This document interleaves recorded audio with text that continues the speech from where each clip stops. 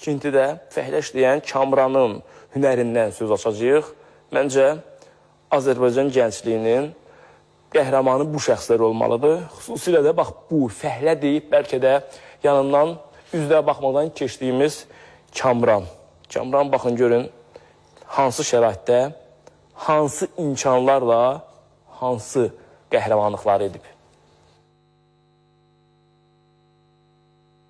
Sosial şəbəkələrdə onun şəkilləri paylaşılır.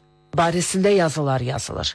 Ağsudan Bakıya tikintidə fəhlə işləməyə gələn 21 yaşlı Kamran hətta xilas edicilərdən öncə özünü köməksiz insanlara çatdırıb. Az işdə görməyib. İndi biz onunla həmin günün qəhrəmanı kimi söhbətləşirik.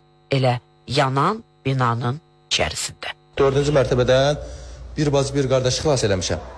Yəni düşmüşəm aşağı. Təzdən 6-ya qalxıb, burada həminki vəziyyətdə 6-ya qalxıb 2 dənə meyit götürmüşəm. Bacı qardaş meyidi. 6-cı mərtəbəyə kimi halov qalxmışdı. Yəni bu hissə göz görmürdü.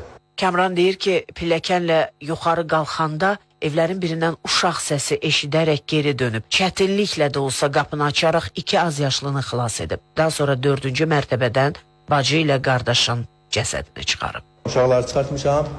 Buradan pilləkənlə qalxmamışam. Raşotkalarla qalxmışam yuxarı. Buradan tutub qalxmışam. Bəli. Göstərə bilərəm hissə söz. Göstər görək bax təxmini. Yəni bura gəlmişəm, bura yanı, bu hissədə. Baba buradan belə tutulmamışam, bura. Bu hissə, yəni çıxmışam yuxarıya çıxım. Onu yəni heç nə düşünmürdüm. Ancaq istəyirdim ki, kimsə oradan düşürdü. Yəni belə istəyirdim ki, heç kim ölməsin. Elə saqqa kimə gücüm çatır düşürdü. 2 nəfəri xilas etdikdən sonra yenidən köməksiz qalan insanlara doğru yönələn Kamran özü də çətin vəziyyətə düşür. Ayağından yanıq xəsarətlər alan bu fədakar gənci Fövqəladə Hallar Nazirliyinin əməkdaşları xilas edir. Onu hadisə yerindən helikopterlə götürürlər. Kömək edən vaxtı nəsə zədə almısan sən?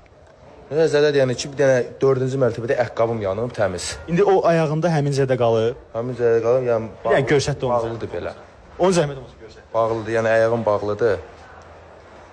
Fövqəladə gələndə helikopterlə gəlib məni buradan çıxartmışdılar. Xəsarət aldığından işə davam edə bilməyən Kamran elə bizimlə söhbətindən sonra Ağsuya, evlərinə döndü. Yaraları sağalana qədər qazancı olmayacaq. Amma Kamran bütün Azərbaycanın sevgisini xilas etdiyi insanların dualarını qazandı.